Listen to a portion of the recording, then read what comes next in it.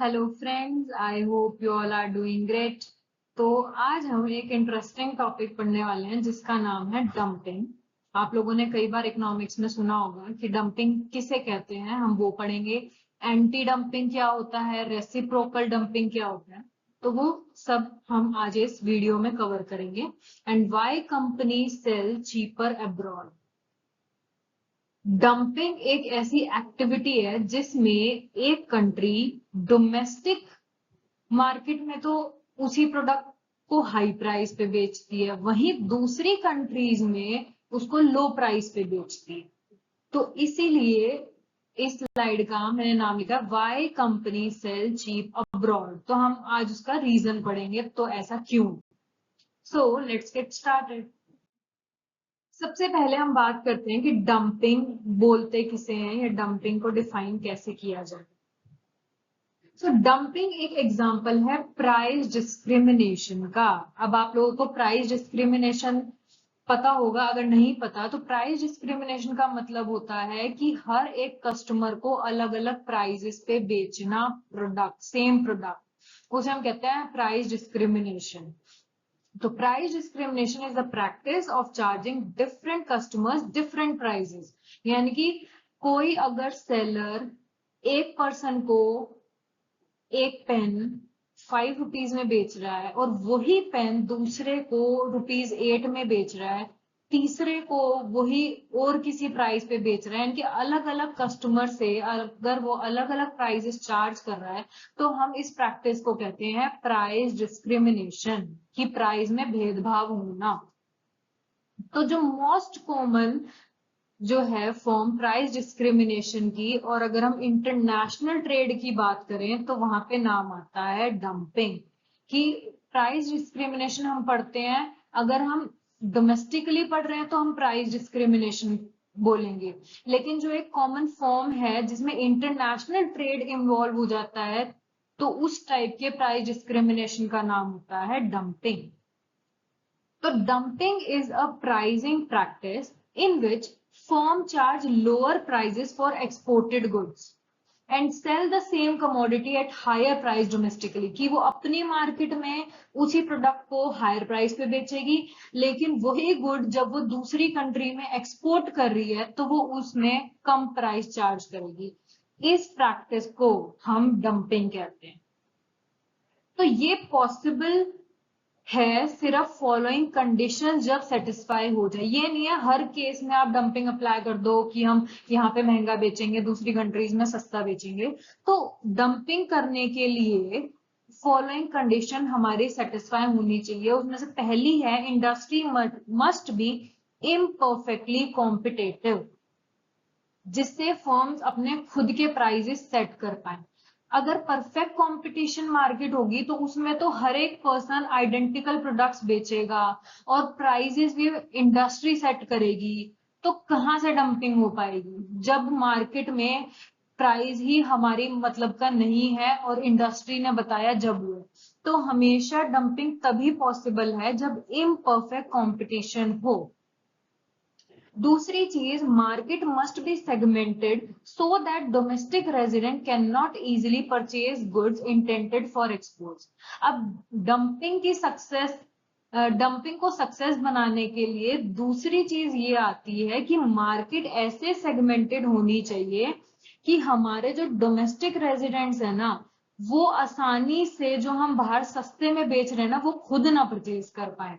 तो डंपिंग करने का फायदा ही क्या होगा अगर हमारी खुद की मार्केट, हम जो प्रोडक्ट एक्सपोर्ट कर रहे हैं वो हमारी मार्केट खुद ही खरीद रही है, तो यहाँ पे तो डंपिंग फेल हो गया।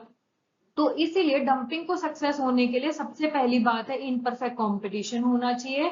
दूसरा, डोमेस्टिक रेजिडेंट्स को इजिली अवेलेबिलिटी नहीं होनी चाहिए कि वो जो हम एक्सपोर्ट कर रहे हैं ना उनको आसानी से खरीद सके, ऐसा नहीं होना चाहिए, तभी डंपिंग हमारी सक्सेसफुल होगी। ठीक है, आगे बढ़ते हैं। करेक्टरिस्टिक्स की बात करें तो सबसे पहले जो मैंने बताया कि ये प्राइस डिस्क्रिमिनेशन एक करेक्टरिस्टिक्स है कि डंपिंग में हम क्या करते हैं, एक प्रोडक्ट को कम प्राइस में बेचते हैं फॉरेन मार्केट में और ज्यादा प्राइस पे बेचेंगे डोमेस्टिक मार्केट में।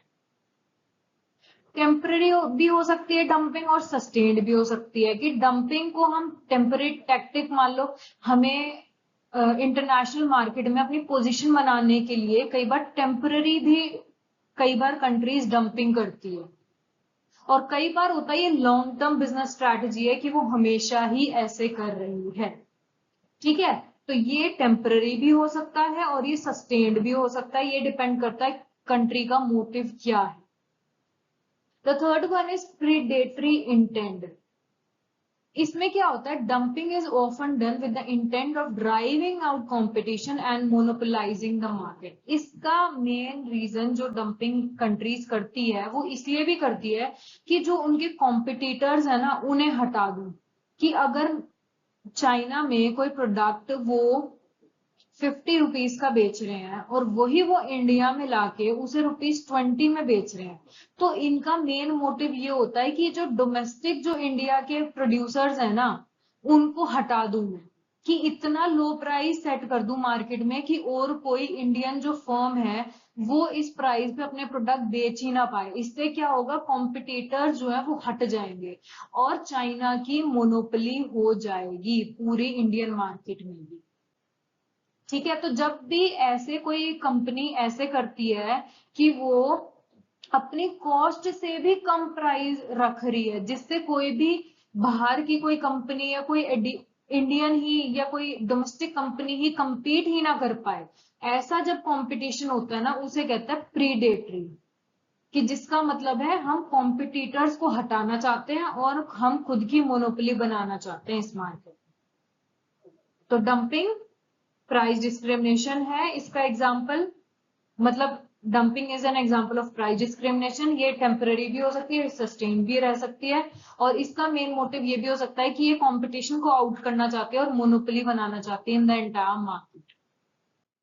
आगे चलते हैं, डंपिंग का डायग्राम कुछ इस तरीके से होता है। तो अगर मैं इस डायग्राम की बात करूं तो डोमेस्टिक कंट्री यहाँ पे वो डिमांड शो कर रही है जो कंट्री डंपिंग को अपनाएगी, मतलब जो डंपिंग करना चाह रही है कि अपनी मार्केट में वो ज्यादा में बेचेगी और वो बाहर कम में बेचेगी।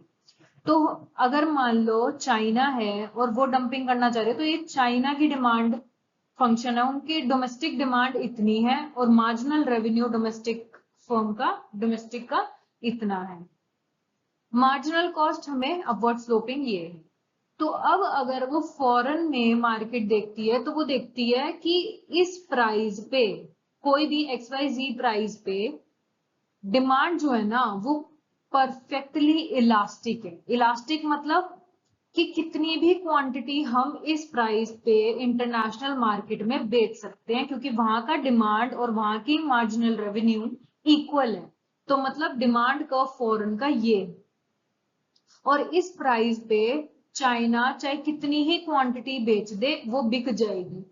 ठीक है, तो उन्होंने क्या किया, फॉरेन और मार्जिनल कॉस्ट का इंटरसेक्शन जहां पर MRMC इंटरसेक्ट किए वो इन्होंने पॉइंट निकाल लिया कि यहाँ पर मेरी मोनोपोली, मैं मतलब इतना मार्केट में बेचूंगा टोटल। ठीक है, अब बात आती है कि क्या वो पूरा, अगर वो इंटरनेशनल मार्केट में बेचेगा तो उसका प्राइस फॉरेन में ही रहेगा, मतलब इतना ही प्राइस रहेगा। लेकिन वो डंपिंग ऐसे करता है कि वो जहां MR फॉरेन का और डोमेस्टिक का इंटरसेक्ट करता है, इतनी क्वांटिटी वो अपनी खुद की डोमेस्टिक मार्केट में बेचेगा। लेकिन किस प्राइस पे, जहां पे डिमांड कर्व इंटरसेक्ट होगा। जैसे हम मोनोपोली के टाइम पे क्या करते हैं, हम MR और MC का इंटरसेक्शन लेके उसे डिमांड कर्व पे मीट करते हैं और वो प्राइस सेट करते हैं, ऐसे ही करती है मोनोपोली। तो इन द सेम वे वो मार्जिनल रेवेन्यू डोमेस्टिक का और मार्जिनल रेवेन्यू फॉरेन का जहां पे इंटरसेक्ट होगा, उस प्राइस को डिमांड से मिलाकर इस प्राइस को डोमेस्टिक मार्केट में चार्ज करेंगे। और इतनी क्वांटिटी वो अपनी खुद में, मतलब चाइना वाले इतनी क्वांटिटी चाइना में ही बेचेंगे, quantity sold in domestic market. और किस प्राइस पे, P डोमेस्टिक इतने प्राइस पे। और अब जो रिमेनिंग रह गया उन्हें मोनोपोली बनाने में, वो ये वाली क्वांटिटी पीएफ प्राइस पे, मतलब इससे तो कम हो गया ना, तो ये वाली जो क्वांटिटी है वो ये इंटरनेशनल मार्केट में सेल करेंगे। और ये प्राइस ऐसा होगा जहां पर कोई भी इनका कंपटीशन आ ही नहीं सकता, तो तभी ये मोनोपोली बनाएंगे, दूसरों की मार्केट को कैप्चर करेंगे। ठीक है, तो as shown in the diagram a monopolistic competitive firm is producing quantity output, क्यों मोनोपोली वो प्रोड्यूस करेगी, जहां पर मार्जिनल कॉस्ट इंटरसेक्ट हो रहा है एग्रीगेट मार्जिनल रेवेन्यू से। अगर मैं यहाँ पे अब चाइना की अगर मैं फाइनल डिमांड एग्रीगेट डिमांड की बात करूं ना, तो उसमें आपका कर्व ये वाला हो जाएगा कि इतनी तो ये सेल करेगी इस डिमांड को देख के, और उसके बाद इसका डिमांड हो जाएगा ये, तो ये होएगी डिमांड, एग्रीगेट डिमांड और एग्रीगेट एमआरपी कह सकते हो। The allocation of output between the domestic और मार्केट में और फॉरेन मार्केट में वो वहां होगा जहाँ पे एमआर दोनों का इंटरसेक्ट करेगा। तो मैंने यही बताया था, एमआर यहाँ पे फॉरेन है, यहाँ पे एमआर डोमेस्टिक है, इनका इंटरसेक्शन हुआ यहाँ। तो अकॉर्डिंगली मोनोपोलिस्टिक फर्म सेल करेगी डोमेस्टिक, क्यों डोमेस्टिक, इतना वो अपनी खुद की मार्केट में बेचेगी at price of P domestic, और जो रिमेनिंग रह गया वो कम प्राइस पे फॉरेन कंट्रीज में बेचेगी। तो this practice is known as dumping. अब बात आती है कि इम्पैक्ट क्या पड़ता है डंपिंग का। अगर मान लो चाइना डंपिंग अप्लाई कर रही है, ठीक है, अभी रिसेंटली भी न्यूज आई थी कि सोलर जो इक्विपमेंट्स है या उनमें उनमें चाइना डंपिंग ही कर रही है। वो अपने वहां पर इतना मास प्रोडक्शन है कि वो इंडिया में उसको कम प्राइस पे अवेलेबल करवा रही है, जिससे इंडियन मार्केट सरवाइव नहीं कर पा रही, मतलब इंडियंस को इम्पैक्ट पड़ रहा है उससे।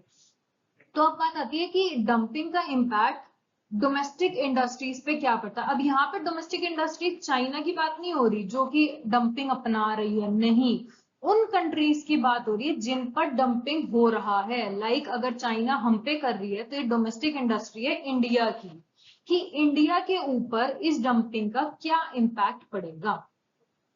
सबसे पहले जॉब चली जाएगी लोगों की, डंपिंग से क्या होगा, क्लोजर हो जाएगी डोमेस्टिक फैक्ट्रीज, क्यों, क्योंकि वो compete ही नहीं कर पाएगी चाइना के प्रोडक्ट्स में। एग्जांपल ले रही हूँ, अगर चाइना ने सस्ते प्राइस पे इंडिया में कोई प्रोडक्ट डंपिंग की फॉर्म में अवेलेबल करवा रखा है, तो इस प्राइस पे इंडियन फर्म्स तो वो प्रोड्यूस नहीं कर सकती, ना वो सप्लाई कर सकती। इससे क्या होगा, जब इंडियन प्रोडक्ट्स बिकेंगे ही नहीं तो उनकी मतलब फैक्ट्रीज बंद हो जाएगी, जिससे जॉब मतलब लोगों की चली जाएगी। दूसरा होता है रेवेन्यू डिक्लाइन हो जाएगा। Domestic company force to lower price to compete। अब क्या करेंगी डोमेस्टिक कंपनी, जैसे इंडिया की है, वो सोचेंगी चाइना वालों से compete करते हैं और हम भी अपने प्राइस कम कर लेते हैं, जिसकी वजह से उनका प्रॉफिट भी कम हो जाएगा। इतने प्राइसेस को कम कर लेगी, उनका रेवेन्यू कम हो जाएगा। Stifled innovation. The inability to compete with artificially low price can discourage domestic investment. अब क्या होगा, इनोवेशन भी लोग करने में ना मतलब हिचकिचाएंगे कि चाइना ने इतने लोएस्ट प्राइस पे अगर कोई प्रोडक्ट इंडियन मार्केट में दे रखा है, तो हम क्या इनोवेशन करने में भी, आपको पता है एक बारी इन्वेस्टमेंट, ह्यूज इन्वेस्टमेंट लगती है। इसीलिए जो भी कोई नई चीज पहली बार मार्केट में आती है तो उसका प्राइस बहुत हाई होता है। तो ये कह रहे हैं अगर ऐसा है तो अगर हमने कोई इनोवेशन किया भी तो उसका प्राइस हम चाइना के प्राइस से तो compete कर नहीं पाएंगे, तो जिससे क्या होता है डोमेस्टिक इन्वेस्टमेंट और रिसर्च और डेवलपमेंट भी डिस्करेज हो जाती है कि हम नहीं कर पाएंगे, क्योंकि हमें मेन मोटिव है compete करना, और इतने लो प्राइस पे चाहे हम कोई इनोवेशन भी कर दे तो भी हम compete नहीं कर पाएंगे।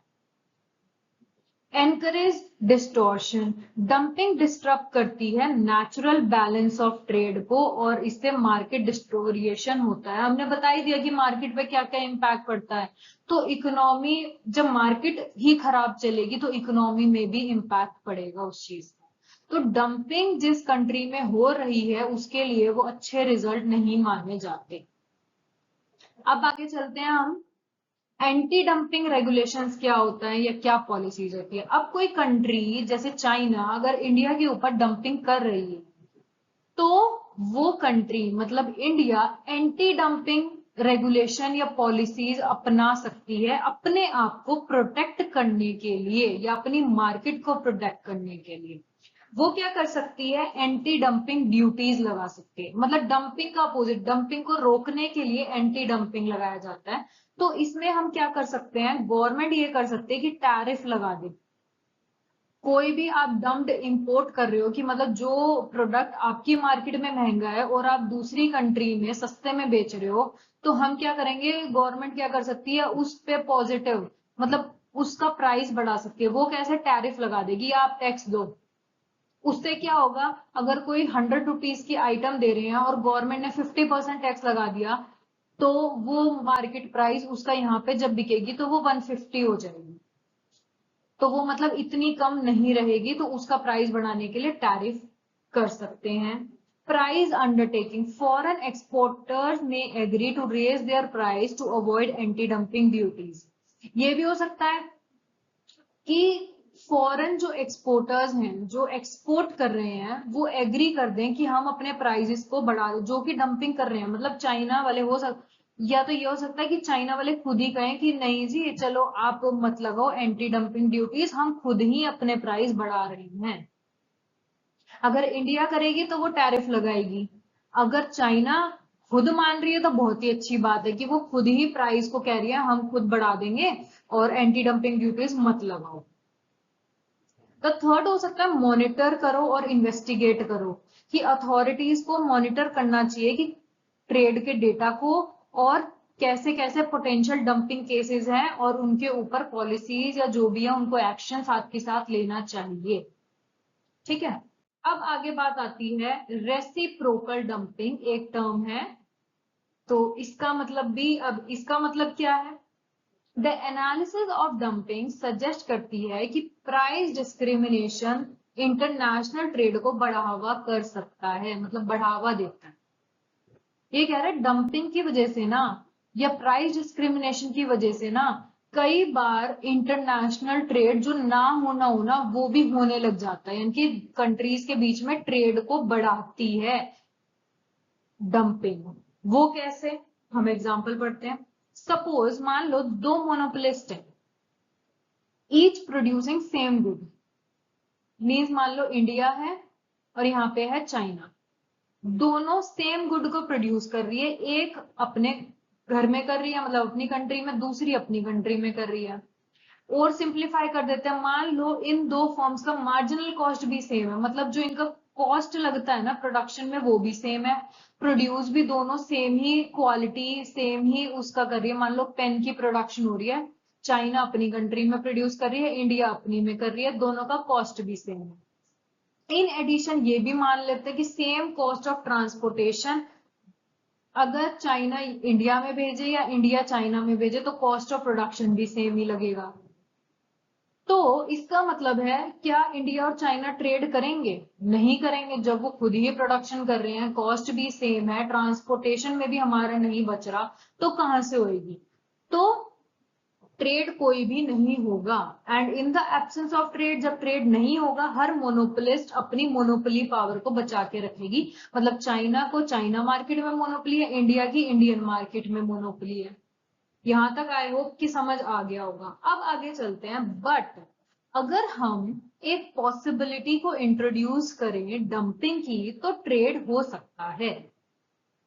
तो each firm will limit the quantity itself in its home market, recognizing that if it tries to sell more, the price can be reduced on existing domestic sales. अगर आपने मोनोपोली को, अगर आपकी अच्छी कमांड है तो आपको ये पता होगा कि मोनोपोली प्राइस सेट करती है, ठीक है, और वो MRMC का इंटरसेक्शन देख के और वो मार्केट प्राइस हाई सेट करके क्वांटिटी कम बेचती है।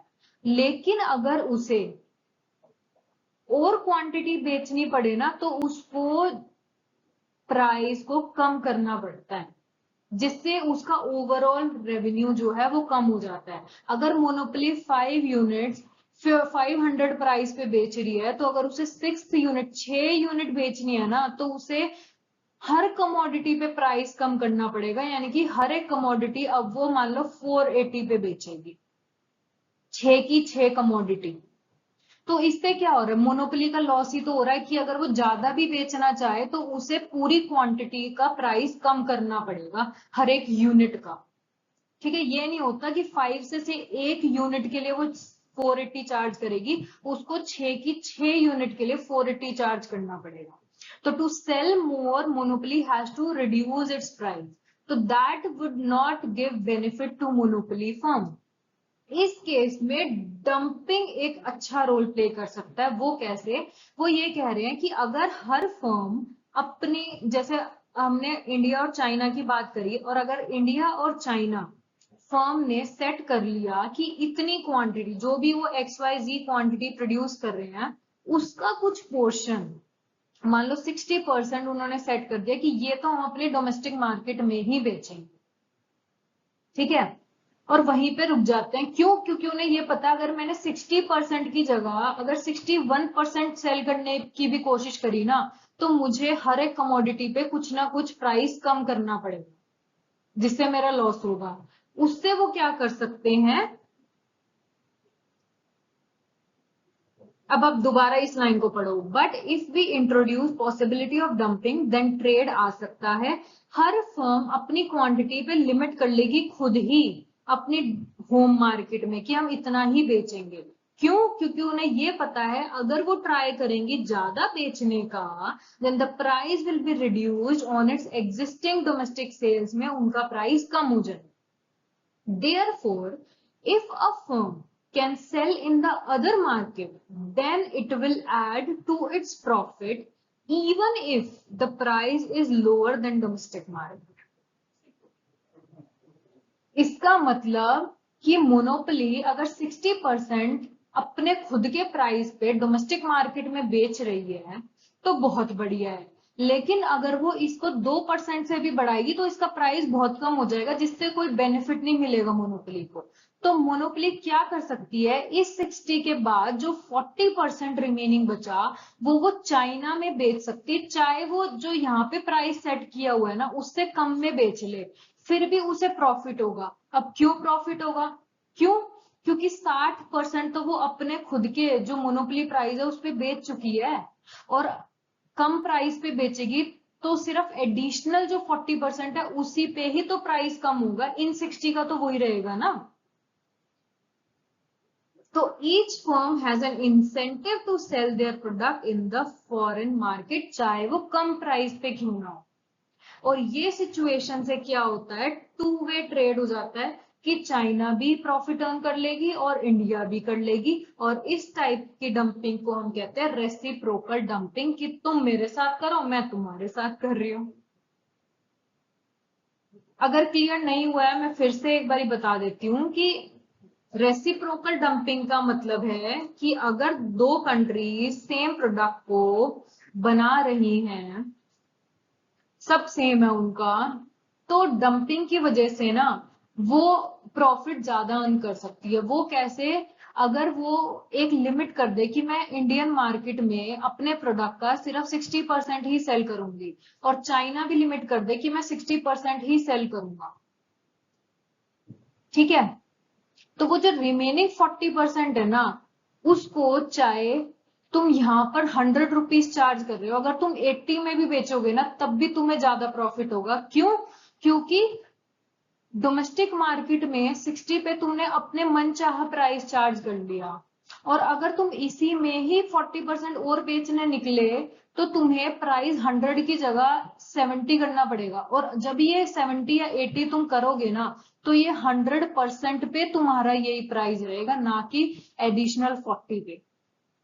बट यहां पर जब तुम डंपिंग करोगे तो 60% तुम 100 पे ही बेचोगे, और जो रिमेनिंग 40 है उस पे तुम 80 बेचोगे। तो बेनिफिट तो यही हुआ ना कि मैं 60 को 100 पे बेचूं और 40% को 80 पे बेचूं, रेदर देन मैं 100 के 100% को 80 रुपए में बेचूं। या तो 100% का ही मैंने प्राइस कम कर दिया, या मैंने उसको बाइफर्केट कर दिया कि 60% मैं डोमेस्टिक मार्केट में हाई में बेचूंगी और बाहर में कम पे बेचूंगी। तो जब ऐसी दोनों कंट्रीज करती हैं तो उसे हम कहते हैं रेसिप्रोकल डंपिंग। आई होप कि समझ आ गया है। अगर नहीं समझ आया दोबारा इस 5-10 मिनट को दोबारा से रिवाइज करिए, आपको समझ आएगा, मैंने आपको डिटेल में बता दिया। अब आगे आपके लिए एक question, which organisation monitors dumping practices globally. अब आपको मेरे को ये बताना है कि ग्लोबली डंपिंग प्रैक्टिसेस को कौन ऑर्गेनाइजेशन मॉनिटर करती है। World Health Organization, International Monetary Fund, World Trade Organization या यूनाइटेड नेशंस। तो इसका आंसर मुझे आप कमेंट सेक्शन में दीजिए and I will tell you the correct answer. और बहुत इजी क्वेश्चन है, आपको वैसे ही पता होगा, फिर भी मेरे को अच्छा लगता है जब कोई कमेंट करता है या आप पार्टिसिपेट करोगे, तो प्लीज पार्टिसिपेट करना और मुझे कमेंट सेक्शन में बताना। And that's it, thank you. अगर वीडियो पसंद आई हो तो please like share and subscribe to my channel. अगर कोई भी डाउट है so please use comment section and have a great day. Bye bye.